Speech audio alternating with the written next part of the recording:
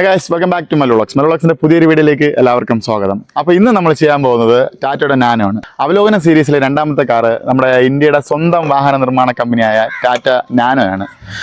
Nano ചെയ്യാനൊരു പ്രത്യേക കാരണം കൂടെ ഉണ്ട്. കാരണം ഇത്രയും കുഞ്ഞൻ കാർ ആയതുകൊണ്ട് ഇതിനകത്ത് എത്ര പേർക്ക് യാത്ര ചെയ്യാൻ പറ്റും, ഇതിൻ്റെ സ്റ്റോറേജ് സ്പേസ് ഒക്കെ എങ്ങനെയാണ്, റിലയബിലിറ്റി എങ്ങനെയാണ് എന്നൊക്കെ ഒട്ടുമിക്കവർക്ക് ഒരു ഡൗട്ട് കാണും. സോ ഈ ഡൗട്ടൊക്കെ ക്ലിയർ ചെയ്യാൻ വേണ്ടിയിട്ടാണ് നമ്മൾ ടാറ്റ തന്നെ അവലോകനം സീരീസിലെ രണ്ടാമത്തെ കാറായിട്ട് ചൂസ് ചെയ്തത്. ഓക്കെ, അപ്പോൾ നമുക്ക് നാനോയുടെ മറ്റ് വിശേഷങ്ങളിലേക്ക് പോകാം. ഇതൊരു 624cc 2 സിലിണ്ടർ എഞ്ചിനാണ് ടാറ്റ നാനോയുടെ ഹൃദയഭാഗം. 180 mm ആണ് ഇതിൻ്റെ ഗ്രൗണ്ട് ക്ലിയറൻസ്. ഗ്രൗണ്ട് ക്ലിയറൻസ് വലിയ കുഴപ്പമില്ല. ഒരു കുഞ്ഞൻ കാർ എന്ന നിലയ്ക്ക് അതിനാവശ്യമായിട്ടുള്ള ഒരു ഗ്രൗണ്ട് ക്ലിയറൻസ് ഇതിലുണ്ട്. പെട്ടെന്നൊന്നും അടി അങ്ങനെ തട്ടത്തില്ല. അപ്പോൾ നമുക്ക് ഈ വണ്ടിയുടെ ഫ്രണ്ടിൽ നിന്ന് തുടങ്ങാം. ഇതാണ് ഫ്രണ്ടിലെ ലുക്ക്.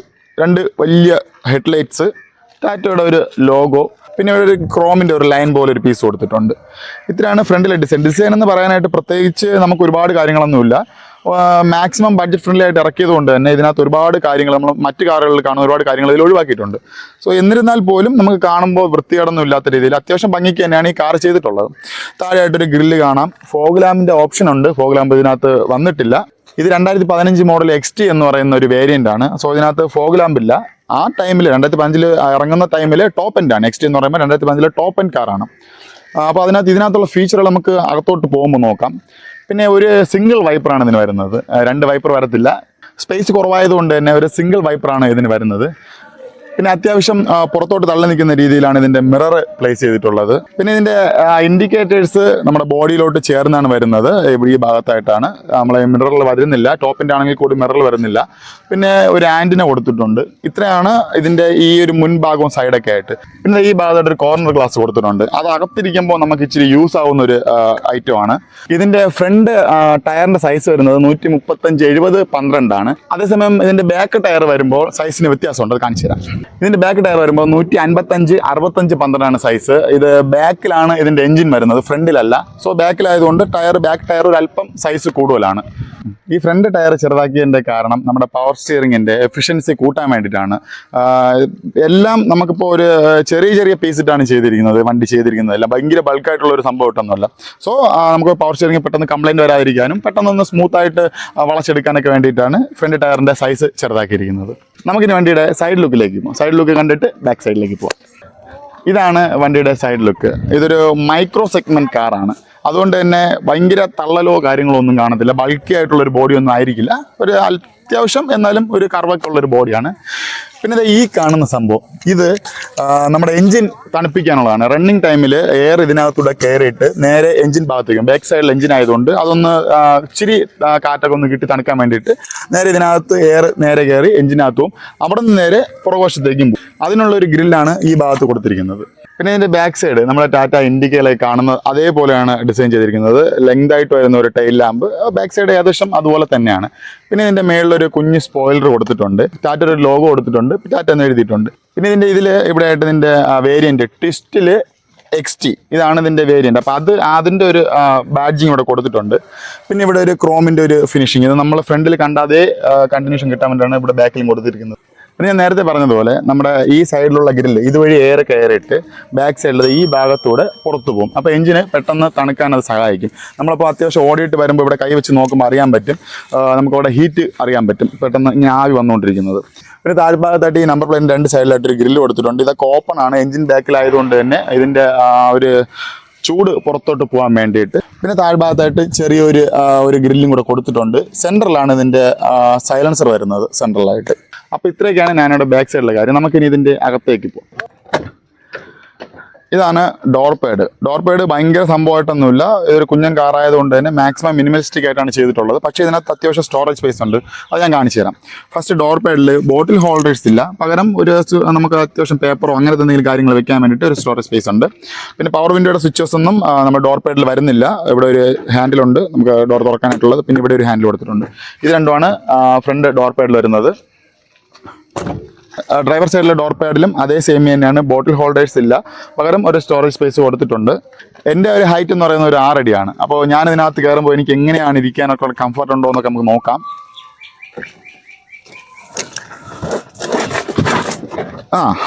കുഴപ്പമില്ല, നല്ല ഹെഡ് റൂം ഒക്കെ ഉണ്ട്, നമുക്ക് തല തട്ടത്തൊന്നുമില്ല. പിന്നെ ഇതാണ് ഇതിന്റെ സൺഷെയ്ഡ്. വാനിറ്റി മിറേഴ്സ് ഒന്നും വരുന്നില്ല, അത് ഈ സൈഡിൽ കോ ഡ്രൈവർ സൈഡിൽ അത് വരുന്നുണ്ട്. പിന്നെ ഇവിടെ ലൈറ്റ്സ് ഇവിടെയാണ് വരുന്നത്. ഒരു റിയർ വ്യൂ മിററും ഇവിടെ കൊടുത്തിട്ടുണ്ട്. പിന്നെ ഇതാണ് ഇതിന്റെ കീ. ഇത് സെൻട്രൽ ലോക്ക് കമ്പനിയിൽ നിന്ന് വരുന്ന ടൈപ്പാണ്. ഇതാണ് ഇതിന്റെ കീ. ടോപ്പ് എൻഡ് ആയതുകൊണ്ട് ഇതിന് സെൻട്രൽ ലോക്ക് വരുന്നുണ്ട്. നമുക്ക് വണ്ടി അൺലോക്ക് ചെയ്യാം, ലോക്ക് ചെയ്യാം, അത് മാത്രമേ ഉള്ളൂ. ബൂട്ട് പിന്നെ ഞാൻ ഒരു കാര്യം പറയാൻ പറ്റുമോ, ഇതിന്റെ ഡിക്കി ഓപ്പൺ ചെയ്യാൻ പറ്റത്തില്ല. നമുക്ക് ബാക്ക് സൈഡിലോട്ട് പോകുമ്പോൾ നോക്കാം. ഓക്കെ, ഇതാണ് ഇതിന്റെ സ്റ്റിയറിംഗ് വരുന്നത്. ഇതിൽ ഹോൺസ് മാത്രമേ ഉള്ളൂ, കൺട്രോൾ സ്വിച്ച് ഒന്നും വരത്തില്ല. മാക്സിമം ബഡ്ജറ്റ് ഫ്രണ്ട്ലി ആയിട്ട് ഇറക്കിയത് കൊണ്ട് തന്നെ ഒരു അത്യാവശ്യം കൊള്ളാമെന്നുള്ള ഒരു സ്റ്റിയറിംഗ് തന്നെയാണ്. അത്യാവശ്യം വലിയൊരു ഭാഗത്താണ് ഹോണൊക്കെ കൊടുത്തിരിക്കുന്നത്. പിന്നെ ഇവിടെ ആയിട്ട് ഇതിന്റെ വൈപ്പറിന്റെ സ്വിച്ചസ് ലെഫ്റ്റ് സൈഡിൽ വരുന്നുണ്ട്. പിന്നെ റൈറ്റ് സൈഡിലായിട്ട് നമ്മുടെ ലൈറ്റ്സിന്റെ കൺട്രോൾസ് എല്ലാം റൈറ്റ് സൈഡിൽ നമ്മൾ നോർമലി ഉള്ളതുപോലെ തന്നെയാണ് വരുന്നത്. പിന്നെ റൈറ്റ് സൈഡിൽ ഒരു AC വെന്റ്, 2 AC വെന്റ് ഇവിടെ ഉണ്ട്, ഒരു AC വെന്റ് ഈ ഭാഗത്തായിട്ടുണ്ട്. ഹസാർഡിന്റെ സ്വിച്ച് സെൻട്രലായിട്ടാണ് പ്ലേസ് ചെയ്തിരിക്കുന്നത്. ഇതിന്റെ ഇൻസ്ട്രുമെന്റ് ക്ലസ്റ്റർ എന്ന് പറയുന്നത് ഈ ഭാഗത്തായിട്ടാണ്. നമ്മുടെ ഫ്രണ്ടിലായിട്ടൊന്നും വരത്തില്ല, സെൻട്രലായിട്ടാണ് വരുന്നത്. ഇതിനകത്ത് നമുക്ക് ആവറേജ് മൈലേജ്, വണ്ടിയുടെ റേഞ്ച്, അങ്ങനത്തെ കാര്യങ്ങളെല്ലാം ഇതിനകത്ത് അറിയാൻ പറ്റും. നമ്മുടെ ഫ്യൂൽ കേജും നമുക്ക് ഹീറ്റ് ആവുന്നത്, പിന്നെ സ്പീഡിന്റെ കേജ് എല്ലാം ഇതിനകത്ത് വരുന്നുണ്ട്. പിന്നെ ഇതിനകത്ത് ഒരു ഡിജിറ്റൽ ഡിസ്പ്ലേ കൂടെ ഉണ്ട്. നമുക്ക് വണ്ടിയുടെ ആവറേജ് മൈലേജ്, ഇനി എത്ര കിലോമീറ്റർ വണ്ടി ഓടും, ഓഡോമീറ്റർ, അങ്ങനത്തെ എല്ലാം ഇതിനകത്താണ് വരുന്നത്. പിന്നെ വണ്ടിയുടെ മറ്റ് എന്തെങ്കിലും ടെക്നിക്കൽ ഇഷ്യൂസ് ഉണ്ടെങ്കിൽ കാണിക്കുന്ന വാർണിംഗ് ലൈറ്റ്സും ഇതിനകത്ത് തന്നെയാണ് വരുന്നത്. ഓക്കെ, പിന്നെ AC-യുടെ കൺട്രോൾസ് എല്ലാം ഇവിടെ ആയിട്ടാണ് വരുന്നത്. ഫാനിന്റെ സ്വിച്ചും AC നമുക്ക് അഡ്ജസ്റ്റ് ചെയ്യേണ്ടതെല്ലാം ഇവിടെ ആയിട്ടാണ് വരുന്നത്. തൊട്ട് താഴെയായിട്ട് കമ്പനി തന്നെ, അതായത് ടാറ്റ നാനോയുടെ സ്വന്തം സ്റ്റീരിയോ ആണ് ഇരിക്കുന്നത്. ഇതിനകത്ത് ഡിസ്ക്, നമുക്കിപ്പോൾ DVD ഡിസ്ക് ഇടാൻ പറ്റുന്ന ഒരു സിസ്റ്റമാണ് ഇതിലിരിക്കുന്നത്. കാരണം 2015 DVD ഡിസ്ക് ഉണ്ടായിരുന്നു. സോ അതുകൊണ്ട് ഡിസ്ക് ഇടാൻ പറ്റുന്ന ഒരു സ്റ്റീരിയോ ആണ് ഇരിക്കുന്നത്. ഇതിൽ ബ്ലൂടൂത്തും ഉണ്ട്. ബ്ലൂടൂത്ത് കമ്പനി ബ്ലൂടൂത്ത് തന്നെയാണ്, എക്സ്ട്രാ അഡീഷണൽ വെച്ചതൊന്നുമല്ല. പിന്നെ നേരെ താഴോട്ട് വരുമ്പോൾ ഇവിടെ ഒരു സ്പേസ് കാണാൻ പറ്റും. നമുക്ക് മൊബൈലോ ബോട്ടിലോ അങ്ങനെ എന്തെങ്കിലുമൊക്കെ ഇവിടെ വെക്കാം. പിന്നെ ഒരു 12 വോൾട്ടിന്റെ ചാർജിങ് പോയിന്റ് ഉണ്ട്. നമ്മുടെ ഗിയർ ഈ ഭാഗത്തായിട്ടാണ് വരുന്നത്. തൊട്ട് താഴെയായിട്ട് ഫ്രണ്ട് 2 ഡോർ പവർ വിൻഡോ ആണ്. സോ പവർ വിൻഡോയുടെ സ്വിച്ചസ് ഈ തൊട്ട് താഴെയായിട്ടുണ്ട്. ഹാൻഡ് ബ്രേക്ക് നമ്മുടെ സീറ്റിന്റെ സെൻട്രലായിട്ട്, 2 സീറ്റിന്റെ സെൻട്രലായിട്ട് നോർമലി വരുന്ന പോലെ തന്നെയാണ് വരുന്നത്. ഹാൻഡ് ബ്രേക്ക് ഇവിടെയാണ് വരുന്നത്. പിന്നെ ഇതിന്റെ സ്റ്റോറേജ് സ്പേസ് നമുക്കിപ്പോൾ ഈ വണ്ടി കുഞ്ഞൻ കാറായതുകൊണ്ട് തന്നെ ഒരുപാട് കാണത്തില്ല എന്നാണ് വിചാരിക്കുന്നതെങ്കിലും ഇതിന് 2 ഗ്ലോ ബോക്സ് ഉണ്ട്. ഇത് ഈ ഭാഗത്തായിട്ട് ഒരെണ്ണം ഉണ്ട്. ഇതിനകത്ത് കുറച്ച് സാധനങ്ങൾ ഇരിക്കും. അത് കഴിഞ്ഞ് നമ്മുടെ ഈ ഭാഗത്തായിട്ട് ഇവിടെയും ഒരു ഗ്ലോ ബോക്സ് ഉണ്ട്. പിന്നെ ഫ്രണ്ടിലായിട്ട് 2 സ്പീക്കേഴ്സ് ഉണ്ട്. ഇത് കമ്പനി സ്പീക്കർ തന്നെയാണ്, അത്യാവശ്യം നല്ല ക്വാളിറ്റി ഉള്ള ഒരു സ്പീക്കർ തന്നെയാണ്. പിന്നെ ഈ 2 ലൈറ്റ്സ് ഇത് അഡീഷണൽ വെച്ചതാണ്. നമ്മുടെ മ്യൂസിക്കിനനുസരിച്ച് കത്തുന്ന 2 ലൈറ്റ്സ് ആണ് ഈ വെച്ചിരിക്കുന്നത്. ഓക്കെ, അപ്പൊ ഫ്രണ്ടിലത്തെ കാര്യങ്ങൾ ഇത്രയാണ്. നമുക്കിനി ഇതിന്റെ ബാക്ക് റോയിലോട്ട് പോയി നോക്കാം. പിന്നെ ഞാൻ ഒരു കാര്യം പറയാൻ വിട്ടുപോയി. സ്റ്റോറേജ് സ്പേസ് 2 ഉണ്ട് ഫ്രണ്ടിലായിട്ട്. അത് ഈ സീറ്റിന്റെ സൈഡിലായിട്ട് ഇവിടെ ഒരു നമുക്ക് മൊബൈലൊക്കെ വെക്കാൻ പറ്റുന്ന ഒരു സ്പേസ് ഇവിടെ കൊടുത്തിട്ടുണ്ട്. ഇതേപോലെ നമ്മുടെ ഡ്രൈവർ സൈഡിലെ സീറ്റിലും കൊടുത്തിട്ടുണ്ട് ഈ സെയിം ആയിട്ട്. അപ്പോൾ ഇതാണ് ഇതിന്റെ ബാക്ക് റോ. അത്യാവശ്യം കുഴപ്പമില്ല, നമുക്ക് 2 പേർക്കൊക്കെ സുഖമായിട്ടിരിക്കാൻ പറ്റും. പിന്നെ ലെഗ് റൂം വലുതായിട്ടില്ല. ഈ സീറ്റ് മാക്സിമം ബാക്കിലോട്ടാണ് ഇട്ടിരിക്കുന്നത്, ഈ സീറ്റ് ഫ്രണ്ടിലോട്ടാണ്. അപ്പോൾ ഈ ഒരു ഡിസ്റ്റൻസ് കിട്ടും, വലിയ കുഴപ്പമില്ല. എന്നാലും ഞാനൊരു 6 അടി ഉള്ളത് കൊണ്ടുള്ള ഒരു ബുദ്ധിമുട്ടേ ഉള്ളൂ. എന്നിരുന്നാൽ കൂടി ഈ സീറ്റ് ഫ്രണ്ടിലോട്ട് ആയി കഴിഞ്ഞാൽ 2 പേർക്ക് സുഖമായിട്ടിരിക്കാം. ഇതൊരു 5 സീറ്റർ കാറല്ല, ഇതൊരു 4 സീറ്റർ കാറാണ്. 4 പേർക്ക് മാത്രമേ നിയമപരമായിട്ട് ഇതിനകത്ത് ഇരിക്കാൻ അനുമതിയുള്ളൂ. പക്ഷേ ഒരു 3 പേർക്കൊക്കെ ഇതിനകത്ത് സുഖമായിട്ടിരിക്കാൻ പറ്റും. സെൻട്രൽ ടണലിന് ഭയങ്കര ഹൈറ്റ് ഒന്നുമില്ല, അതുകൊണ്ട് തന്നെ 3 പേർക്ക് ഇതിനകത്ത് സുഖമായിട്ടിരിക്കാൻ പറ്റും. പിന്നെ ഈ ഭാഗത്തായിട്ടും നമുക്ക് എന്തെങ്കിലുമൊക്കെ വേണമെങ്കിൽ എന്തെങ്കിലും വെക്കാം. അതിനുള്ളൊരു സ്പേസ് കൂടെ ഈ സീറ്റിന്റെ അടിയിലായിട്ടുണ്ട്. അത് 2 സീറ്റിന്റെ അടിയിലും ഉണ്ട്. പിന്നെ ബാക്ക് സൈഡിലായിട്ട് വരുമ്പോൾ പാഴ്സൽ ട്രേ ഉണ്ട്. പാഴ്സൽ ട്രേയിൽ തന്നെ 2 സ്പീക്കേഴ്സും കൊടുത്തിട്ടുണ്ട്. അത്യാവശ്യം കുഴപ്പമില്ലാത്ത, നമുക്ക് കുറച്ച് കുഞ്ഞു സാധനങ്ങൾ വെക്കാൻ പറ്റുന്ന ഒരു പാഴ്സൽ ട്രേ ആണിത്. പിന്നെ ഇതിന് ഡിക്കി ഇല്ല എന്ന് പറഞ്ഞു. ഡിക്കി ഇല്ലാത്തത് കൊണ്ട് തന്നെ നമുക്ക് സ്റ്റോറേജ് സ്പേസ് കുറവാണെന്ന് നിങ്ങൾ വിചാരിക്കേണ്ട. ഇതിന്റെ ഡിക്കി നമുക്ക് ബാക്ക് സൈഡിൽ നിന്ന് ഓപ്പൺ ചെയ്യാൻ പറ്റത്തില്ലെന്നേ ഉള്ളൂ. ഇതിനകത്ത് സ്പേസ് ഉണ്ട്, അത് ഞാൻ കാണിച്ചു തരാം. ഇത് ഇവിടെ ആയിട്ടൊരു ലീഷ് കൊടുത്തിട്ടുണ്ട്. നമ്മൾ ഇതിനൊന്ന് വലിച്ചു കഴിഞ്ഞാൽ അതിവിശാലമായ ഒരു 80 ലിറ്ററിന്റെ ബൂട്ട് സ്പേസ് നമുക്കിവിടെ കിട്ടും. കുഴപ്പമില്ലാത്ത, നമുക്ക് അത്യാവശ്യം 2-3 ബാഗൊക്കെ ഇതിനകത്ത് വെക്കാൻ പറ്റും. അപ്പോൾ ഇതാണ് ഇതിൻ്റെ ബോട്ട്. ഇതിൻ്റെ താഴ്ഭാഗത്തായിട്ടാണ് ഇതിൻ്റെ എഞ്ചിൻ വരുന്നത്, ഇതിൻ്റെ അടിഭാഗത്തായിട്ട്. ഇത് ബാക്കിൽ ഇങ്ങനെ ആയതുകൊണ്ട് തന്നെ ഇതിനകത്ത് ചൂടിൻ്റെ കാര്യം നിങ്ങൾക്കൊരു ഡൗട്ട് കാണും. പക്ഷേ ഇതിനകത്ത് ചൂട് വരത്തില്ല. അതായത് ഈ എഞ്ചിൻ്റെ ചൂട് ഒരിക്കലും നമ്മുടെ ഈ ക്യാബിനകത്തോട്ട് വരത്തില്ല. നന്നായിട്ട് സീൽ ചെയ്തിട്ടാണ് അതെല്ലാം അവർ വെച്ചിട്ടുള്ളത്. പിന്നെ ഇതിനകത്താണ് നമ്മുടെ സ്പാനറും കാര്യങ്ങളൊക്കെ വരുന്നത്. വീൽ സ്പാനറും മറ്റു കാര്യങ്ങളൊക്കെ ഇവിടെ ഒരു സ്പേസ് കൊടുത്തിട്ടുണ്ട്, അതിനകത്താണ് വരുന്നത്.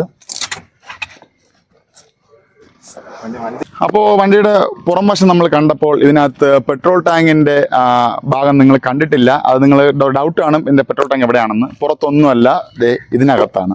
എൻജിൻ ബാക്കിലായതുകൊണ്ട് തന്നെ ഫ്രണ്ട് സൈഡിലാണ് നമുക്ക് സ്റ്റെപ്പിനി ടയറൊക്കെ വരുന്നത്. സ്പെയർ വീൽസും കാര്യങ്ങളൊക്കെ ഫ്രണ്ട് ഈ സ്പേസിനകത്താണ് വരുന്നത്. നമുക്കിതൊന്ന് ഓപ്പൺ ചെയ്ത് നോക്കാം. ഇത് ഓപ്പൺ ചെയ്യുന്നത് അകത്താണ്. നമ്മൾ ഫ്രണ്ട് ഓപ്പൺ ചെയ്യുന്നത് ഈ ഭാഗത്തായിട്ടാണ്. അപ്പോൾ നമുക്ക് ബോണറ്റ് ഒന്ന് ഓപ്പൺ ചെയ്യാം. ഇതാണ് ഇതിൻ്റെ ബോണറ്റ്. ഓക്കെ, അപ്പോൾ ഇതാണ് ഇതിൻ്റെ ബോണറ്റ്. നമുക്ക് പെട്രോൾ അടിക്കേണ്ട ഭാഗം വരുന്നത് ഈ ഭാഗത്തായിട്ടാണ്. പിന്നെ സ്പെയർ വീൽ ഇവിടെ തന്നെ വരുന്നുണ്ട്. പിന്നെ നമ്മുടെ ഫ്രൂഡ് ഓയിലും കാര്യങ്ങളൊക്കെ ഫ്രണ്ടിൽ തന്നെയാണ് വരുന്നത്. വൈപ്പറിൽ നമുക്ക് വരുന്ന വെള്ളം നിറയ്ക്കാനുള്ള ടാങ്കൊക്കെ ഈ ഭാഗത്തായിട്ടാണ് വരുന്നത്. കുറച്ച് കാര്യങ്ങളൊക്കെ ഇവിടെ ആണെങ്കിലും ഇതിൻ്റെ എൻജിൻ ബാക്ക് സൈഡിലാണ്. അപ്പോൾ ഇതാണ് ഇതിൻ്റെ ഫ്രണ്ട് സൈഡ്.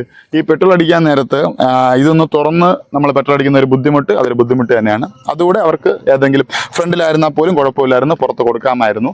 കുറച്ച് എളുപ്പത്തിന് വേണ്ടിയിട്ട് ഇതൊരു പമ്പിൽ പോയി നിന്നിട്ട് നമ്മളിതെല്ലാം പൊക്കി വെച്ചിട്ട് പെട്രോൾ അടിക്കുന്നത് ഒരു ബുദ്ധിമുട്ടായിട്ട് എനിക്ക് തോന്നി.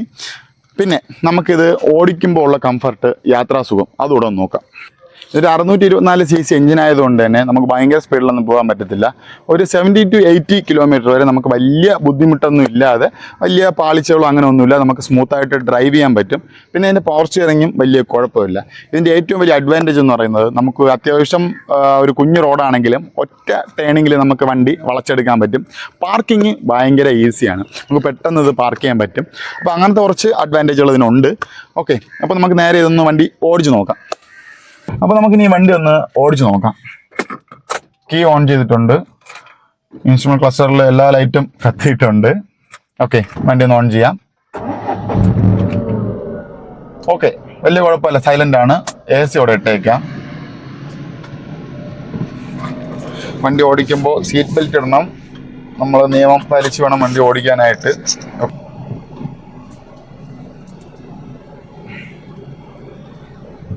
ഇതിന്റെ സ്റ്റിയറിങ് ഞാൻ മുമ്പ് ബ്രഷ് ചെയ്തിട്ടുണ്ടായിരുന്നു. സോ അതുപോലത്തെ ഒരു സ്റ്റിയറിംഗ് ആണ്, ഭയങ്കര ഫ്രീ ആയിട്ടുള്ള ഒരു സ്റ്റിയറിംഗ് ആണ്. പ്രത്യേകിച്ച് ടൈറ്റോ കാര്യങ്ങളോ ഒന്നും നമുക്ക് ഫീൽ ചെയ്യത്തില്ല. വണ്ടി ഓടിക്കാൻ എന്താ പറയാ, നമ്മളൊരു കുഞ്ഞു കാറിനകത്താണ് ഇരിക്കുന്നതെന്നും നമുക്ക് തോന്നത്തില്ല. അത്യാവശ്യം വലിയൊരു കാറിനകത്തിരിക്കുന്ന ഒരു ഫീൽ തന്നെയാണ് ഞാൻ ഓടിക്കുമ്പോൾ.